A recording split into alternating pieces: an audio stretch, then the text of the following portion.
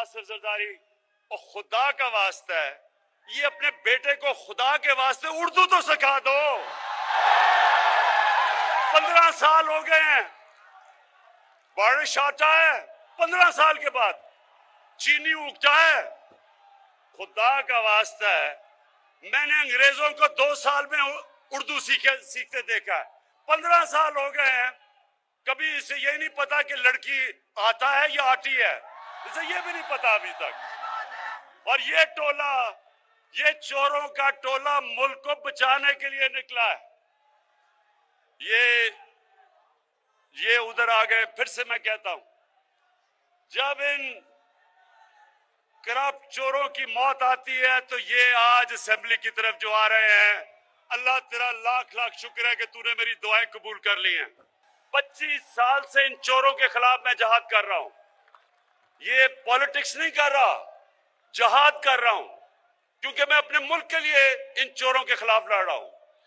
तो मैं, अब जरा सुने, अब मैं इंतजार कर रहा था कि ये हर 2 महीने के बाद चोर इकट्ठे होते हैं जी। आज गवर्नमेंट गई, कल गई, धरना हुआ, धरना उठा, लॉन्ग मार्च हुई। तो मैं ये 3.5 साल से मुल्क को संभाल रहा था। जो चोरी और दिवालिया निकाल के अरबों डॉलर चोरी करके ये मुल्क का बाहर लेके गए, तो हम उस मुल्क को संभाल रहे थे। लेकिन हर 2 महीने के बाद जी, अब गवर्नमेंट गई, कल गई। तो मैं सोच रहा था कि अल्लाह ये किसी तरह ना इनकी गर्दन मेरे हाथ में किसी तरह आ जाए। तो अब अल्लाह सुने तो सही। तो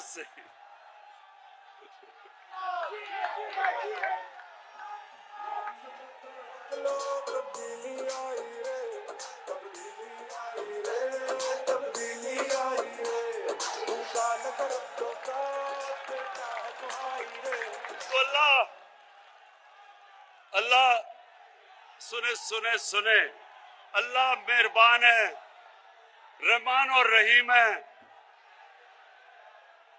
एक इंसान जो अल्लाह से मांगता है अपनी कौम के लिए, उसकी ज्यादा दुआएं सुनता है। तो ऊपर वाले ने मेरी दुआ सुनी ली, और मैं दुआ ही कर रहा था कि किसी ना किसी तरह ये अदम एतमाद की वो दर्ज कर दे। अब क्या होगा, अब जरा सुने, मैं आपके सामने रख रहा हूं। ये उधर आ गए हैं, ये उधर फंस गए हैं।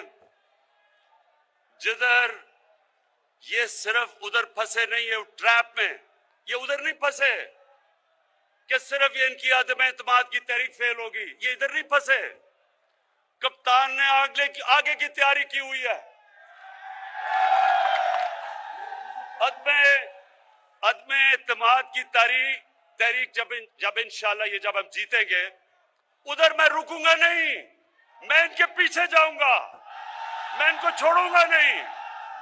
जो अब तक मेरे हाथ बंधे हुए थे, फंसे हुए थे, कभी ये मसला, कभी दुनिया का, जिस तरह मैंने बताया कोरोना आ गई तो लॉकडाउन हो, मेरे अब हाथ, वो जो जंजीर बली हुई थी ना, वो अब खुल जाएगी।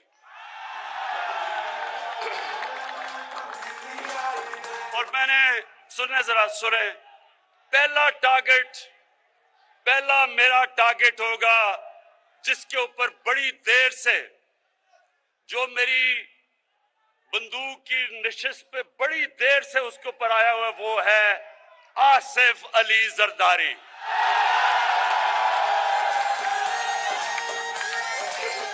ये आदमी, ये जालिम आदमी जो पुलिस को इस्तेमाल करता है, लोगों को मरवाता है, गुंडों को इस्तेमाल करता है, जुल्म करता है, चोरी करता है।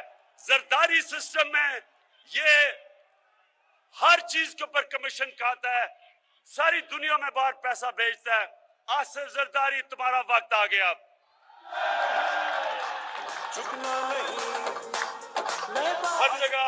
हर जगह ये पीछे फिरता है, पैसे के टोकरे लेके। 20-20 करोड़ की इसने रकम हमारे लोगों को खरीदने के लिए रखी हुई है।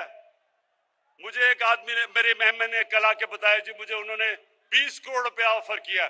मैंने कहा ले लेना, पकड़ लो पैसे, हराम का पैसा पकड़ लो, और उसके बाद कोई पनाहगाह खोल देना, कोई लंगर खोल देना, कोई यतीम खाना खोल देना, सवाब मिलेगा तुम्हें।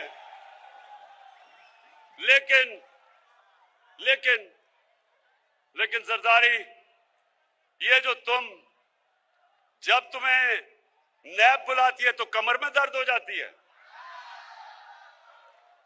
दूसरी तरफ आपने देखा होगा मकसूद चपरासी वाला। कौन है वो मकसूद चपरासी वाला? मकसूद चपरासी वाला शोबाज, जूते पॉलिश करने वाला, बूट पॉलिश करने वाला, वो इसके साथ मिल गया है क्योंकि उसको पता चल गया है कि वक्त आ गया है। अब वो जो खींचता गया है जी, मेरी हर रोज जब केस हो, मुझे कभी कोरोना हो जाता है, कभी उसका वकील नहीं आता, कभी कमर में दर्द हो जाती है। लेकिन मकसूद चपरासी वाला, तुम्हारा टाइम भी आ गया है। तुम्हें पता है कि अगले 3 महीने के बाद तुम पूरी तरह जेल में डालोगे, और जो तुमने अरबों रुपया इस मुल्क के बाहर, अपने बेटे को बाहर बैठाया हुआ है, अपने दामाद को बाहर बैठाया हुआ है, फिक्र ना करो, उनको से पैसा हम वापस लाके बिजली की कीमत और कम करेंगे।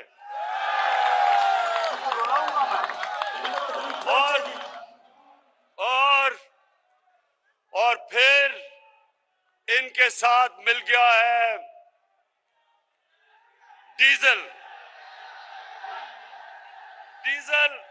सुने जरा, अब ये सुने, अब इन तीनों की शक्लें देखो, ये निकले क्यों हैं? मुल्क को बचाने के लिए।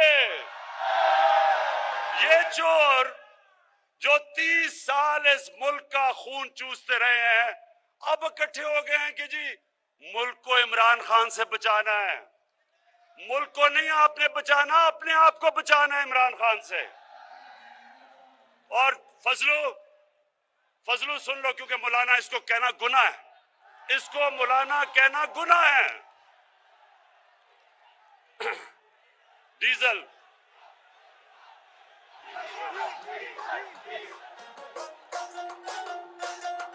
मैं देखे, इज्जत जिल्लत ऊपर वाला देता है। अब देखे, एक दीनी आदमी, जो कभी भी दीनी आदमी को तो अल्लाह की वो बातें करता है, अल्लाह को तो उसको इज्जत देनी चाहिए। इसका नाम लो तो लोग डीजल की आवाजें लगा देते हैं, शर्म की बात है। तो फजलू, मिस्टर डीजल, तुम भी तैयार हो जाओ। इसने कहा, जब इसको नैब ने बुलाया, इसके पास अरबों रुपए के असासे हैं, पता नहीं किधर से आए, क्योंकि काम तो ये कोई करता ही नहीं है। तो जब नैब ने इसको बुलाया तो कहता मैं 2000 लोग लेके चला जाऊंगा। नैब को डरा दिया इसने। फजलू, तैयार हो जाओ, ये जब फेल होगी, ये जब आपकी फेल होगी और इंशाल्लाह होगी, तो उसके बाद अगर 2000 लोग तुम नैब के बाहर लेके आओगे, 1 लाख लोग मैं लेके आऊंगा।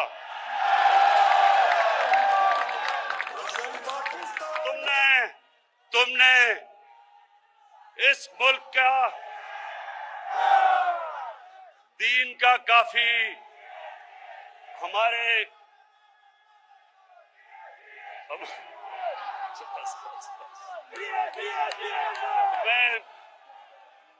मैं अभी सुने इंशाअल्लाह अभी मैं जुमे को दीर जा रहा हूं। दीर के लोगों ने मुझे बुलाया हुआ है। इतवार को मैं पंजाब में